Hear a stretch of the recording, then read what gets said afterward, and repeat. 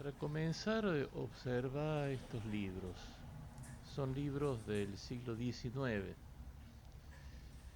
Aprendieron de ellos varias generaciones. Forjaron identidad. ¿Qué observas además de libros? ¿Qué personajes aparecen como dominantes? ¿Cuáles como secundarios? ¿Cuál es la actitud de los dominantes sobre los dominados?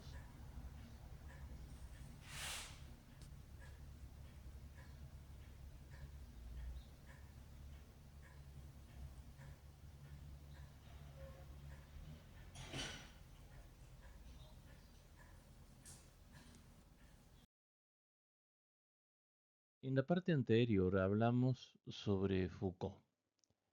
Ahora lo haremos sobre Jacques Derrida.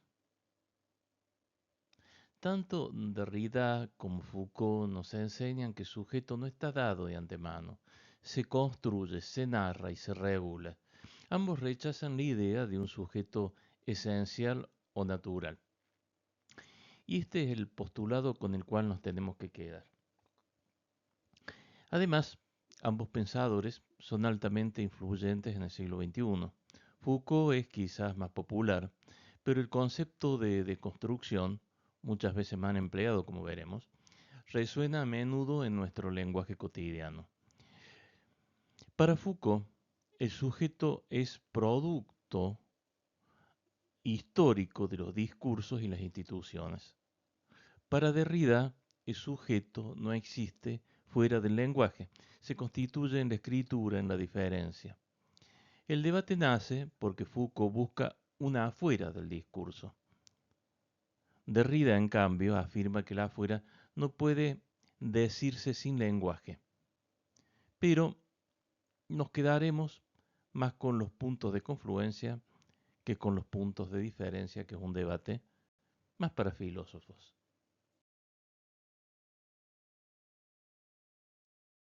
La filosofía de Jacques Derrida es de una notable densidad. Por eso, considerando la diversidad de perfiles de esta maestría, no analizaremos de manera exhaustiva su obra. Realmente es difícil, es muy difícil. A mí me cuesta, incluso a muchos filósofos, le cuesta mucho. De igual manera es un excelente punto de partida porque ataca al centro mismo del problema que estamos trabajando. Si hay términos que se te complican de nuevo, ten paciencia. Recorre esta parte de la clase y espera la que sigue, que aclararemos los conceptos desde una perspectiva un poco más anclada.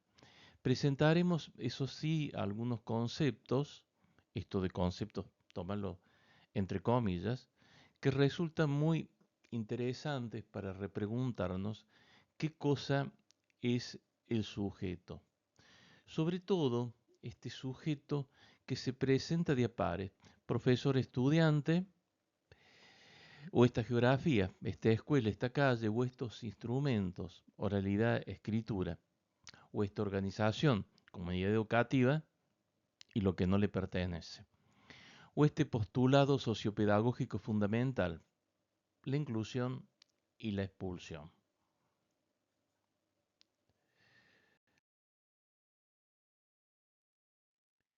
No te preocupes entonces si por algún momento la deconstrucción te parece un poco compleja o extraña. Imagina que Derrida buscó demoler la lengua desde adentro y nosotros somos, de manera dominantes, seres lingüísticos. De alguna manera, Derrida corta la rama en la que estamos parados. Es imposible no caerse con su filosofía. Nos saca del sillón, demuele las paredes de cristal de nuestra pecera.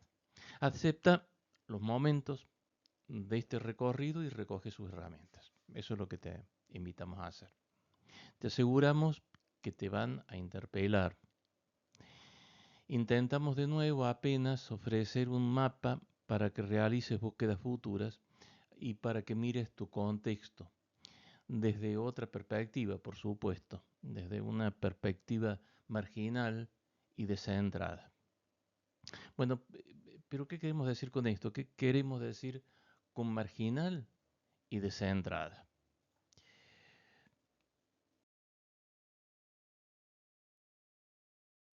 Dijimos que nuestro seminario traza un mapa de uno de los conceptos más influyentes en la modernidad, la noción de sujeto. Desde Descartes entendimos al sujeto como una entidad unificada, autónoma y consciente, un yo transparente, fundamento de todo conocimiento. Esta concepción es la piedra angular de la metafísica occidental. ¿A qué nos referimos con metafísica? La metafísica, en términos derridianos, es el nombre que él da a la empresa filosófica que durante siglos ha privilegiado lo inmediato, lo original, lo vivo y lo consciente, es decir, lo presente, mientras que margina y desprecia lo mediado, lo derivado, lo muerto y lo escrito, es decir, lo ausente. Nota que el segundo término, lo ausente, es la condición de posibilidad del primero, lo presente. Insistimos, nuestro objetivo no es que domines la compleja filosofía deconstructiva. Queremos provocar en vos el efecto más importante del pensamiento, la pregunta. Y en este caso, la pregunta sobre el descentramiento. Para hablar de descentramiento, tenemos que buscar de qué centros hablamos.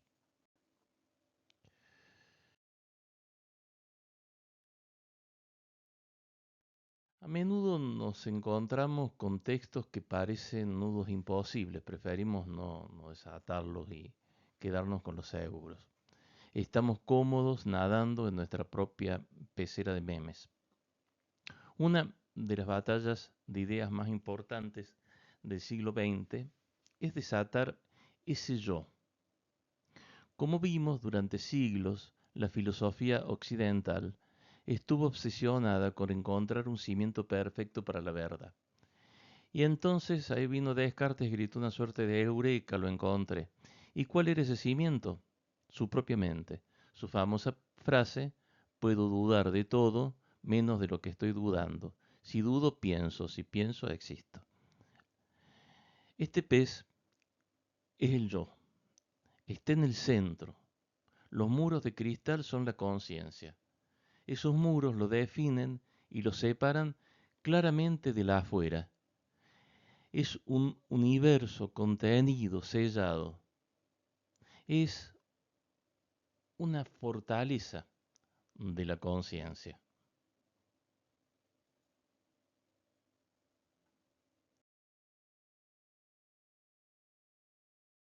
Repasemos la idea de hombre como centro. Ya lo vimos, la moderna metafísica de la subjetividad nace del gesto filosófico de este filósofo.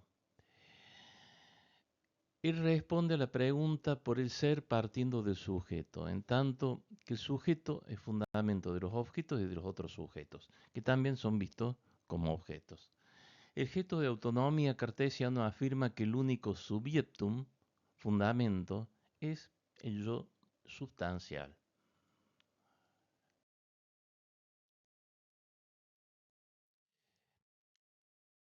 Heidegger dice, lo decisivo en la edad moderna no es que el hombre se libertara, sino que se transformara absolutamente la esencia, o su esencia, al convertirse en sujeto. Descartes estableció el sujeto como el fundamento, subjectum, de los objetos tal como dijimos. Este yo substancial también se opondrá a Derrida. Derrida desestabiliza la pureza y autosuficiencia del sujeto cartesiano. Muestra que su supuesta presencia está atravesada y construida por lo otro. Recordá la frase de Rimbaud, yo es un otro. acerca a esos muros transparentes de la pecera de Descartes. Golpea los paneles de cristal buscando cualquier fisura. Indica una objeción fundamental.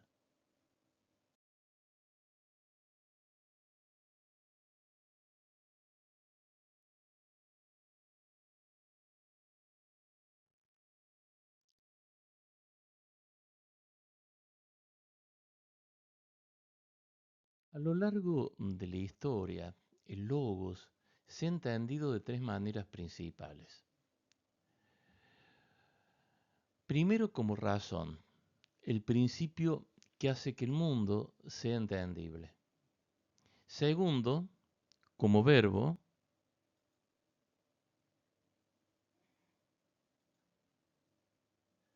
o palabra. Pensé en el sentido bíblico, hágase la luz. Y tercero, como verdad o sentido, la idea de que hay un origen absoluto e inmutable para todo.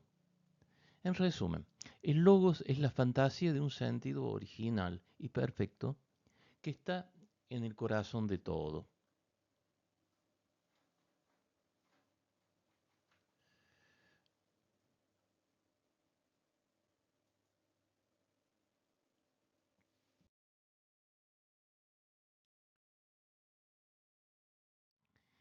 Desde la perspectiva de Jacques Derrida, entonces, el logocentrismo es una crítica profunda a toda tradición metafísica occidental. El logocentrismo funciona así. Dado dos términos, un par binario, un término pertenece a la presencia o al logos.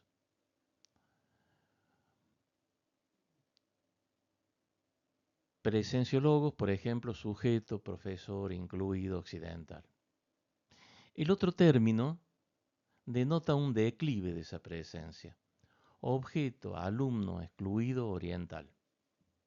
En esta lógica dicotómica se eleva el primer término y se hunde el segundo.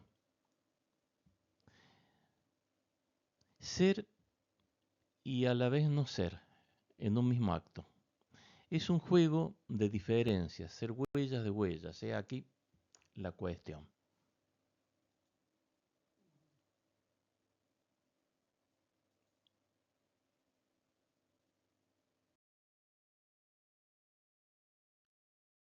Entonces, Derrida nos invita a desconfiar de ese centro. Durante siglos lo llamamos de muchas formas. Platón lo llamó idea, el cristianismo verbo, la ciencia ley, la filosofía moderna el yo. Pero en todos los casos es el mismo gesto, buscar una presencia absoluta, algo que está ahí antes del lenguaje.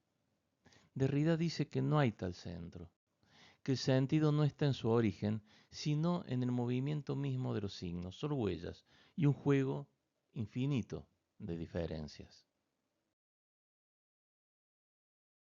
Entonces se rompe la pecera que aislaba el yo. La pregunta ahora es, ¿quién construyó esa pecera? El artífice es el logocentrismo. ¿Qué es esto? Como dijimos, es un término complejo para una idea muy simple. La obsesión por un centro.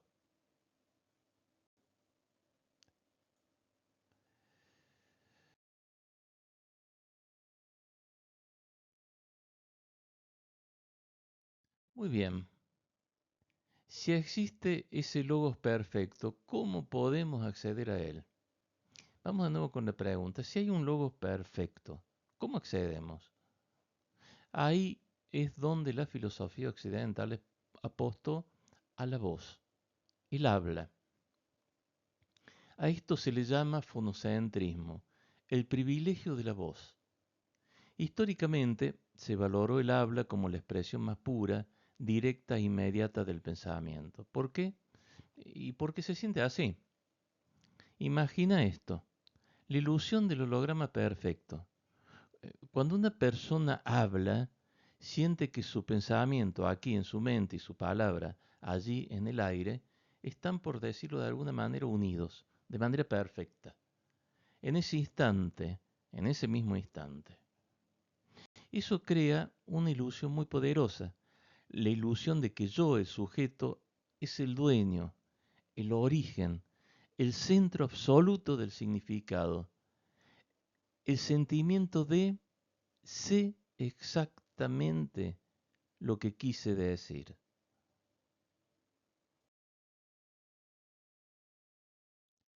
Durante siglos se pensó que la voz era la forma más pura del pensamiento, que cuando alguien hablaba su palabra y su conciencia coincidían, como si ese sujeto, el que habla, fuera el dueño absoluto de lo que dice.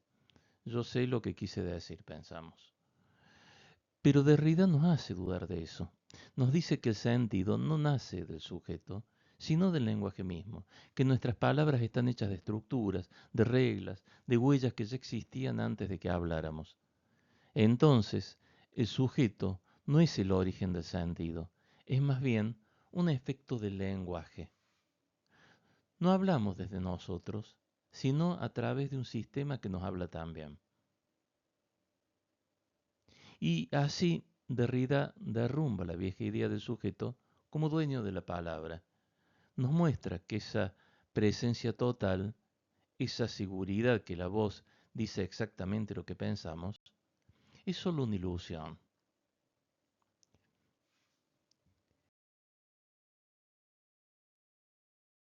Decimos en clase, la deconstrucción es sencilla. Queremos tranquilizar, pero el sentido no depende de nuestra intención.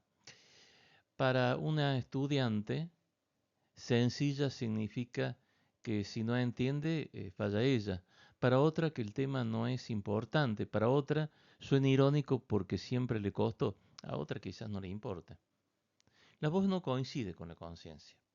No somos el origen del sentido. Nuestras palabras activan huellas y usos previos del lenguaje que nos desbordan. El sujeto docente no domina su palabra.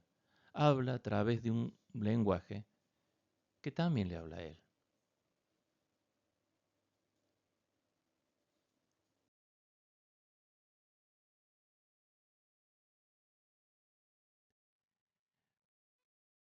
Y acá entra una anécdota que ayuda a entender este punto. San Agustín, en sus confesiones, cuenta que un día encontró a San Ambrosio leyendo en silencio. Los ojos seguían las líneas del texto, pero los labios no se movían. Y la voz, dice San Agustín, estaba quieta. Eso le causó gran asombro. Leer en silencio le causó asombro. Se leía en voz alta.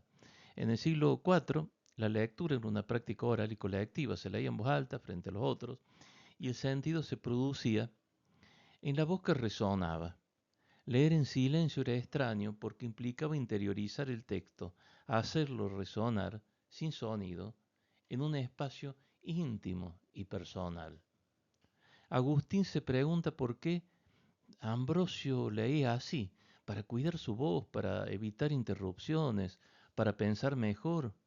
Pero más allá de eso, la escena revela algo más profundo que todo esto, el paso lento, inconflictivo, de una cultura de la voz a una cultura del texto.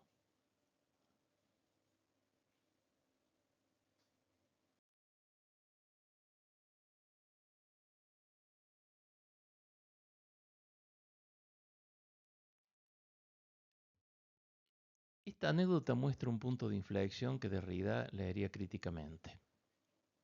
Durante siglos la voz fue vista como una portadora de la verdad inmediata, mientras que la escritura quedaba al margen, como copia, como huella, como artificio.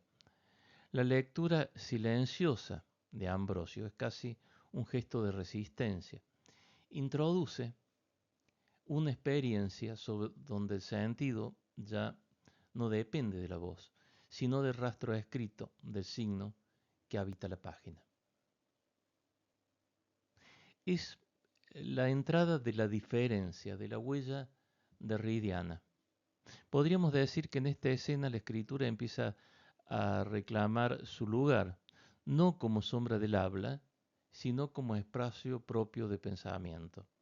Ya no es un suplemento, Retén este término, suplemento, porque volveremos sobre el final de la clase y sobre el final del seminario. Entonces, ya no es un suplemento la escritura. De igual manera, aún hoy, ya lo probaremos en esta clase, se relaciona al habla con lo natural y a la escritura se la considera una tecnología. El habla es natural. Por desgracia, no había nadie que tomara nota para dejar sentado por escrito que las personas comenzaron a hablar naturalmente o artificialmente. Como diría el poeta José Ángel Valente, lo que digo no soy yo, es la voz que me dice. Y a lo que Clarice Lispector refutaría, las palabras me anteceden, yo solo las atravieso.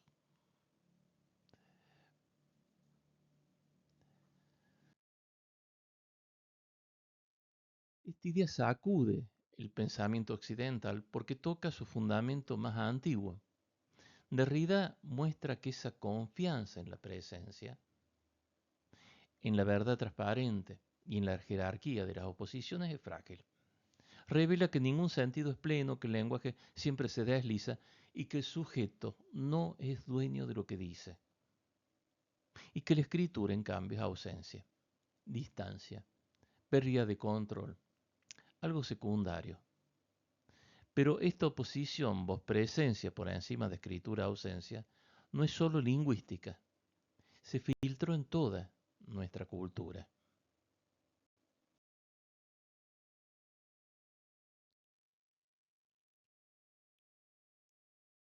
Aparece el centro margen, lo correcto-incorrecto, el docente-estudiante, siempre lo primero fuerte, verdadero, legítimo, lo segundo como derivado.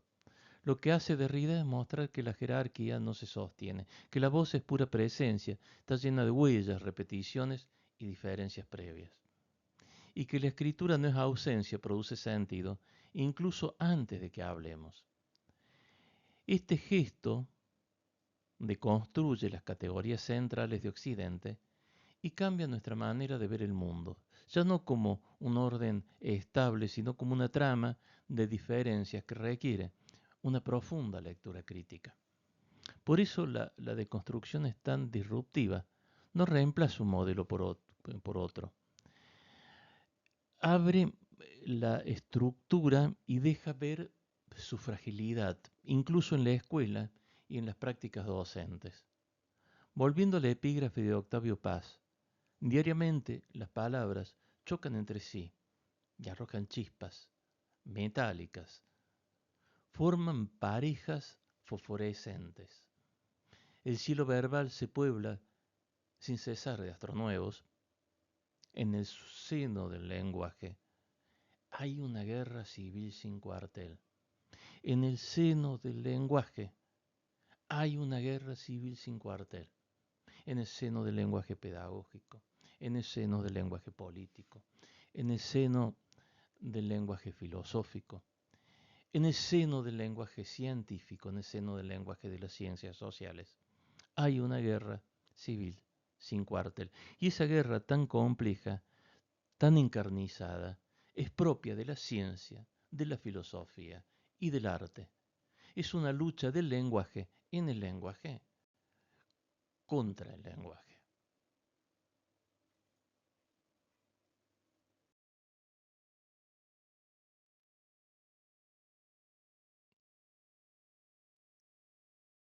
De alguna manera, quizá no de todas, somos polvo de estrellas y materia del lenguaje. Y en el lenguaje está inscrito el sujeto.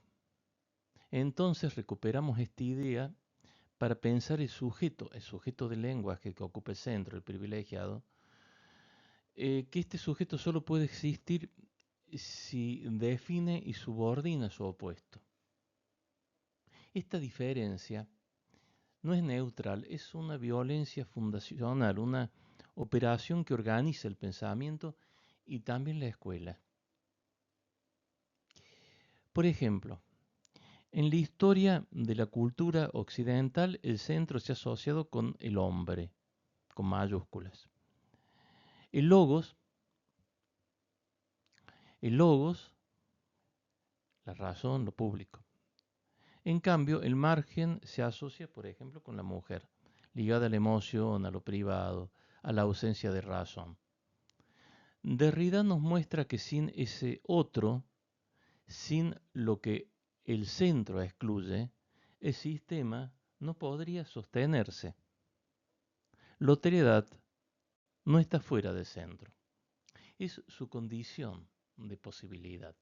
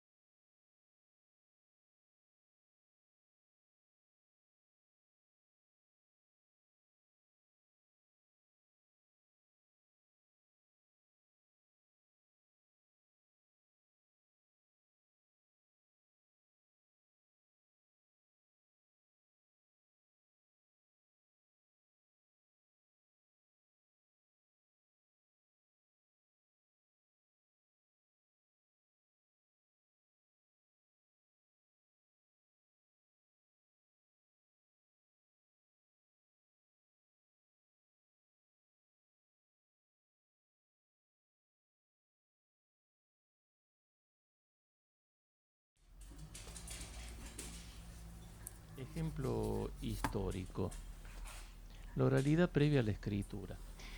En la tradición filosófica, la escritura fue siempre lo secundario. Platón en el Fedro dice que la escritura es sólo una copia de la palabra viva. Ahí está el corazón del logocentrismo, la idea del que sentido habita en la voz y que la escritura apenas lo conserva como una huella muerta. Por eso, cuando la escuela moderna privilegia el hablar bien y relega la escritura a un rincón técnico, repite sin saberlo la vieja exclusión metafísica. En términos derridianos, la escuela teme a la escritura porque la escritura abre el texto, rompe la ilusión de un significado cerrado. Un ejemplo de fonocentrismo se expresa en el libro El lector americano de José Abelardo Núñez. El autor afirma lo siguiente: cuando se lee no se trata de repetir con claridad las palabras, es necesario saber qué es lo que se lee, comprenderlo, sentirlo, a fin de hacer que los demás que oyen leerlo comprendan y lo sientan igualmente. La lectura es una cuestión de oralidad y la escritura también es una cuestión de oralidad.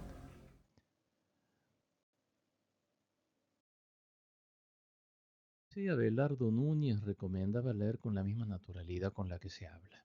La lectura se vincula con la voz. El texto escrito aparece como una mediación. La idea de que el profesor dicta la asignatura creo que tiene esta misma lógica. Esta visión, o en esta visión, los signos de puntuación no representan marcadores que organizan el texto. No son marcadores lógicos, propios de la textualización escrita. Se trataba de notaciones vocales que marcaban pausas largas, el punto, medias, punto y coma, y cortas, la coma. Un alumno contaba uno al llegar a la coma, dos en el punto y coma y tres en el punto. Juntamente por creer esto, desde la primaria muchos no saben usar los signos de puntuación. Nada tiene que ver los signos de puntuación con las pausas. ¿Por qué aún a muchas personas se les hacen tan difíciles los signos de puntuación en la escritura? El texto era reproducido mediante una decodificación mecánica. Pero ahí la cuestión, la palabra oral es tiempo, es suceso. La palabra escrita es huella. Pertenece a un sistema relacionado por la realidad, pero ejecuta su lógica propia. Tiene su propia tecnología, no tiene la tecnología de la realidad. El fonocentrismo se evidencia también en este otro libro, donde leer también era primariamente oralizar la escritura. En este caso también la escritura es un suplemento de la lectura. Fíjense que es un niño el que lee, nunca va a leer una niña.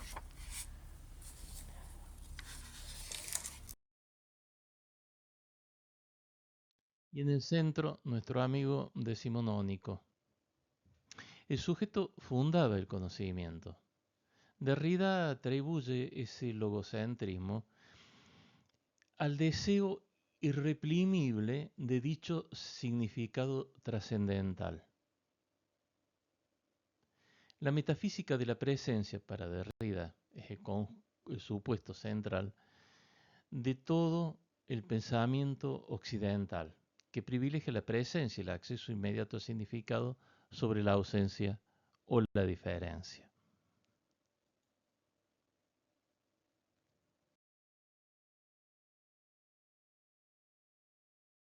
El logocentrismo construyó una estatua, la del sujeto autosuficiente, el yo en la pecera. Derrida no ataca la estatua, ataca su pedestal.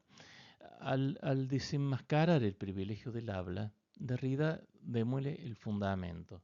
El pedestal se desmorona y la estatua del sujeto autosuficiente cae con él. Ya no somos los dueños del sentido, somos participantes en un océano de sentido que siempre, siempre, siempre nos excede.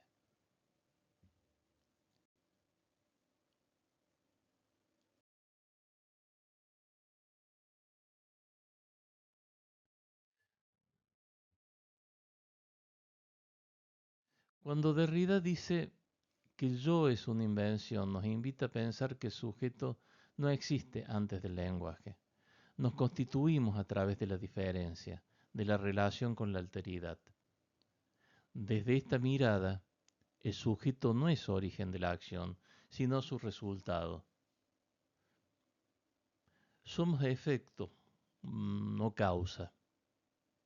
Somos eslabón, no candado.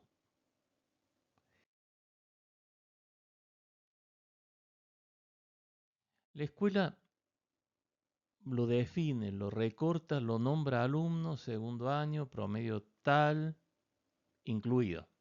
Y en ese acto crea una figura del sujeto que encaje en el sistema. Otro ladrillo en la pared. Vamos a volver sobre el ladrillo en la pared. Y esto cambia todo, porque el sujeto deja de ser el centro para volverse parte de una red de relaciones que lo producen.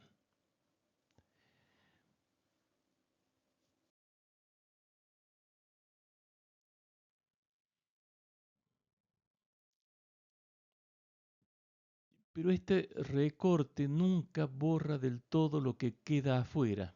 La calle, la música, el barrio, lo alternativo. Todo esto persiste como una huella. Derrida diría que ahí se abre el juego de la différance, una tensión constante entre lo que se muestra y lo que escapa. Por eso, pensar el sujeto desde Derrida es también una forma de pensar su concepto, de conocer que cada identidad está siempre en proceso. De eso se trata la différance.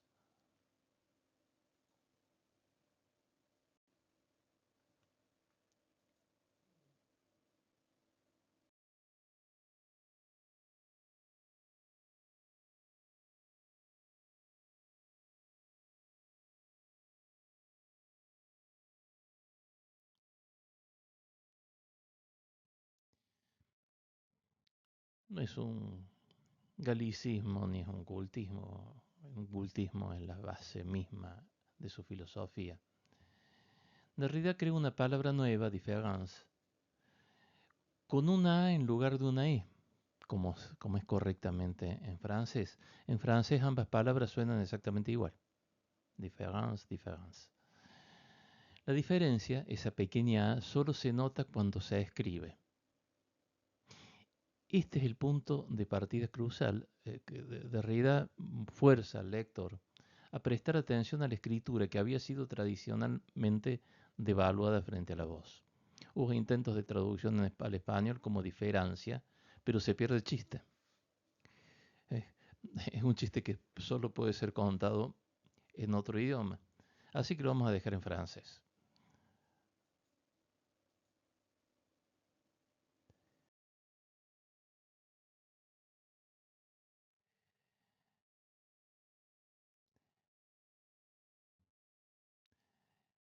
Como decía, ahí estaba el punto.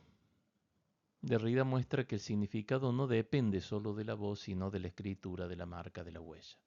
Différence quiere decir dos cosas al mismo tiempo.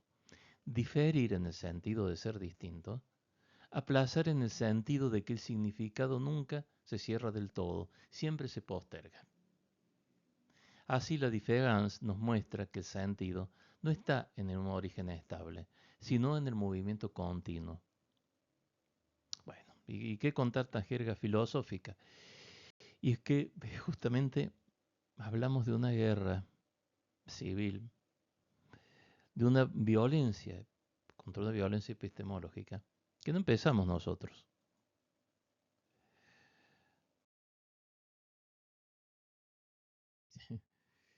Siempre la guerra la empiezan los otros. Bueno, viva la diferencia. Difference refiere al juego de las huellas de las diferencias. Una huella remite a otros elementos presentes en un cadenamiento infinito. Y entonces,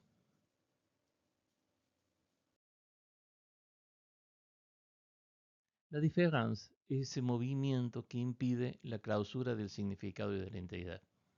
No hay una identidad fija, sino un juego de diferencias. Se es en la medida en que hay otro que permite que sea. El descentramiento. A ver, se me acaba de ocurrir. No sé si es buena la idea. Nadie juega un campeonato de fútbol solo. Digo, el descentramiento del sujeto abre el espacio a la pluralidad de voces.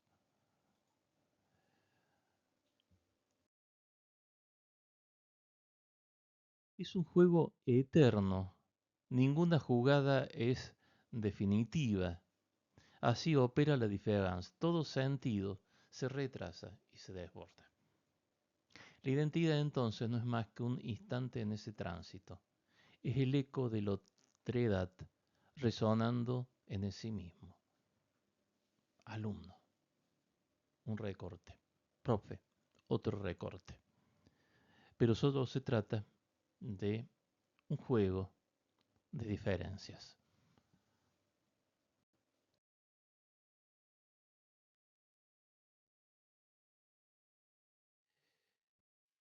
Y el paisaje, este territorio que habitamos en la escuela, no se recorta, se deshila. Una huella conduce otra huella, nada permanece fijo en la escuela. El sentido la atraviesa como un fantasma, deja marcas en las paredes, los cuerpos, las voces, los uniformes, las miradas, las persianas levantadas a media, las carpetas abiertas sobre el pupitre, las marcas con, con liquid paper. Cada una de estas marcas es escritura en movimiento, es representación de la diferencia y a veces es residuo de la afuera. Aunque se cierre, la escuela recibe el afuera. Y eso, como vamos a ver en la próxima clase, la va poco a poco minando.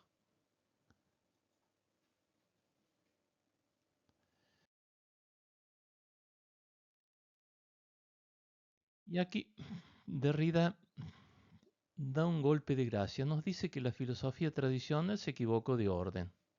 El error fue pensar, primero existo yo puro en mi pecera y segundo decido relacionarme con los otros. Derrida dice, no, no, es al revés. Primero existe la relación con el otro y segundo, gracias a esa relación, yo empiezo a existir. Pénsalo. Tu yo no es una voz original, es un eco. Solo podés ser un yo porque existe un tú del cual diferenciarte, o un vos del cual diferenciarte. La otredad, todo lo que no sos vos, es el material con que estás construido.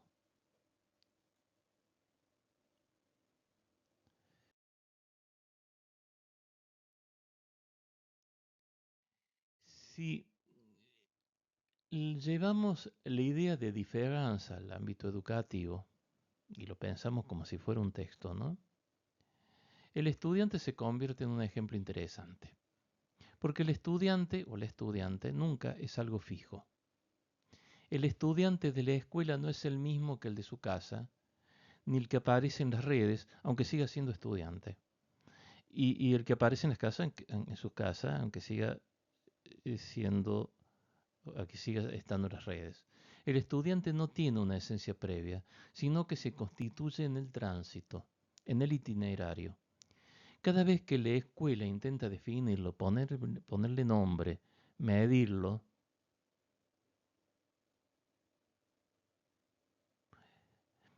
ya es otra cosa.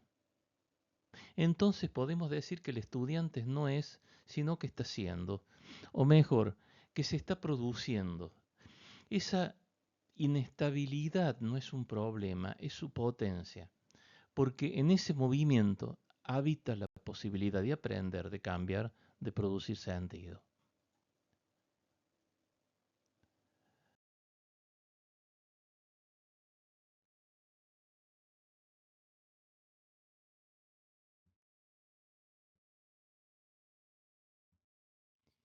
La diferencia abre el camino hacia otro concepto clave en Derrida, el suplemento.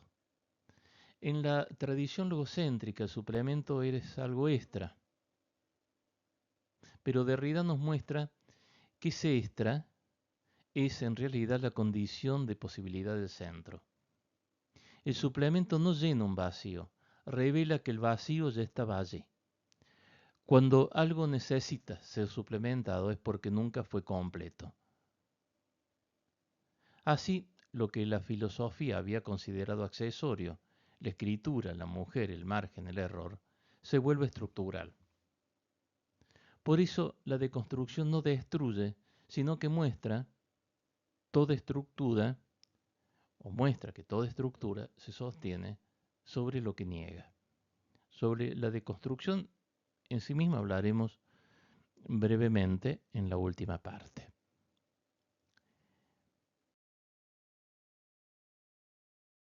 Y tenemos un poquito de paciencia más, poquito nomás. Así que la cosa externa, el lenguaje, en realidad está interna, está fluyendo dentro de la pecera, construyendo tu pensamiento.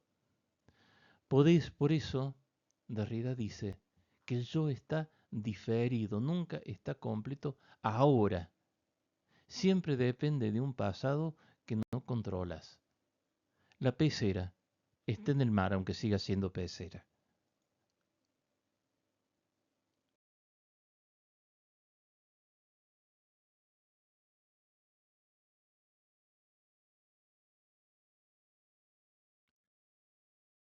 El sujeto no es un cogito puro, sino un palincesto. Un palincesto es un manuscrito cuyas escrituras anteriores fueron borradas, pero cuyas trazas de la otredad, el lenguaje, la historia permanecen visibles.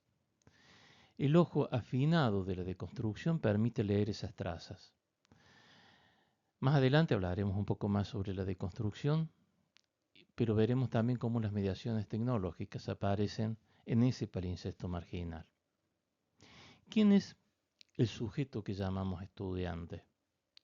el que mira el celular mientras le hablo, el que arrastra su tristeza desde la calle, el que se diluye en la red social. ¿Qué hay en la calle que no puede ingresar a la escuela, pero que a la vez sí ingresa?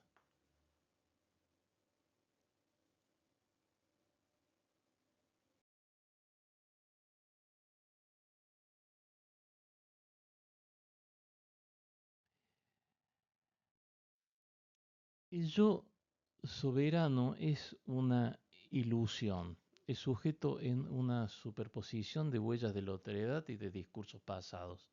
Somos huellas de la otredad, somos legión. Muchas marcas habitan también al estudiante, pero estamos tan inmersos en un mar antiguo que nos resulta difícil rescatarlas. La deconstrucción nos permite leer las trazas borradas que constituyen la identidad presente. Vamos a intentar ir tras ellas.